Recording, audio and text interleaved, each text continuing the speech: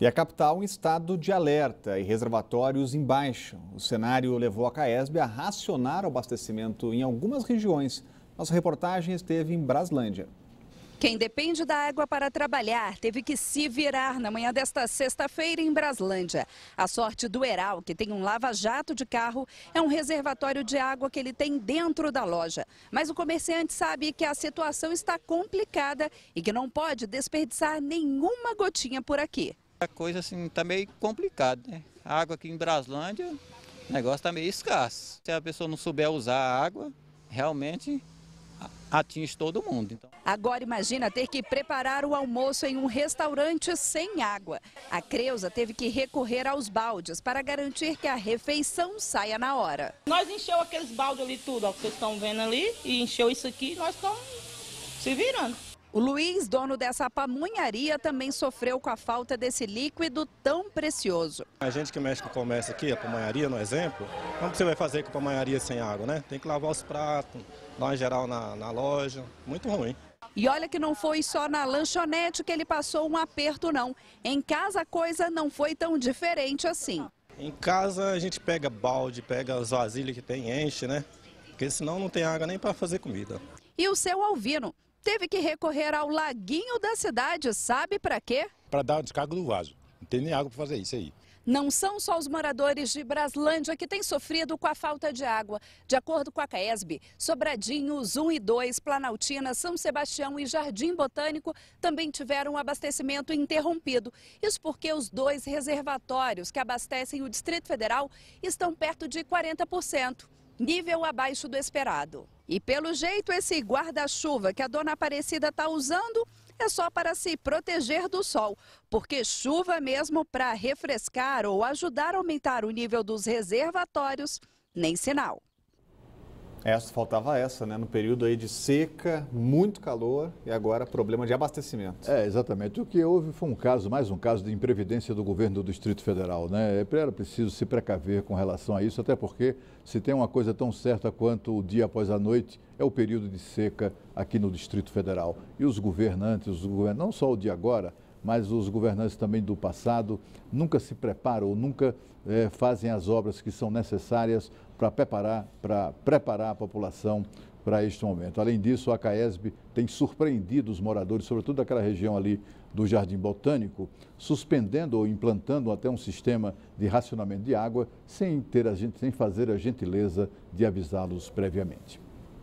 O Hollenberg muda a estrutura do governo e esvazia atribuições do vice Renato Santana. A mudança está no Diário Oficial de hoje. A mini-reforma traz a criação da Secretaria das Cidades, que vai ser comandada por Marcos Dantas, até então à frente da Secretaria de Mobilidade. Ele assume a gestão das 31 regiões do DF, antes sob o guarda-chuva do vice-governador. As relações entre Hollenberg e Santana estão estremecidas desde que vieram à tona, em julho, gravações de conversas entre o vice e a sindicalista Marli Rodrigues. Os dois falam de supostas propinas em contratos do GDF, o que vem sendo investigado desde então pela CPI da Saúde. Então não convidem para a mesma cerimônia, para a mesma mesa, Renato Santana e Rodrigo Hollenberg. Exatamente. E o governador Hollenberg tem toda a razão, né? As saias justas aplicadas nele pelo vice-governador têm sido frequentes. Quando no começo do ano, por exemplo, o governador Hollenberg passou 2 semanas descansando numa praia do Nordeste, o vice-governador fez tanta besteira que chegou até a abrir o gabinete para receber delinquentes, aqueles delinquentes que invadiram o antigo Torre Palace Hotel, lembram? Pois bem, aqueles bandidos foram recebidos pelo vice no gabinete do governador. Depois disso, nesse episódio agora, foi a gota d'água em que, das gravações da conversa dele com uma sindicalista. A sindicalista que, inclusive, a sua entidade tinha sido achacada por um assessor do vice-governador. A conversa com o vice-governador Renato Santana, ela provoca e grava exatamente para tratar da propina que o assessor dele tinha pedido para a liberação de recursos, para que ele ajudasse a liberar recursos devidos pelo GDF ao Sindicato dos Servidores da Saúde. E sexta-feira de nova operação da Polícia Federal, agora para combater fraudes bancárias na internet. A gente volta a falar ao vivo com a Renata Dourado.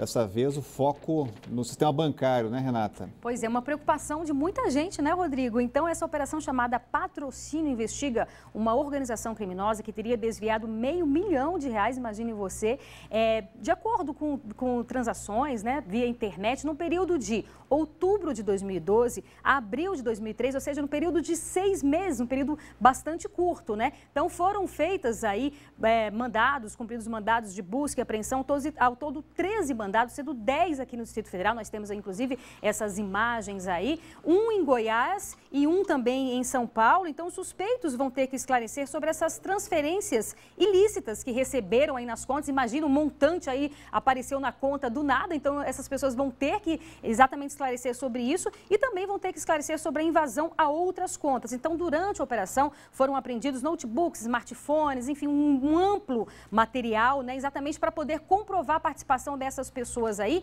E se elas forem condenadas, podem pegar aí uma pena de até 20 anos de prisão, além de, claro, ter que devolver toda essa quantia que foi roubada da Caixa Econômica Federal. Rodrigo.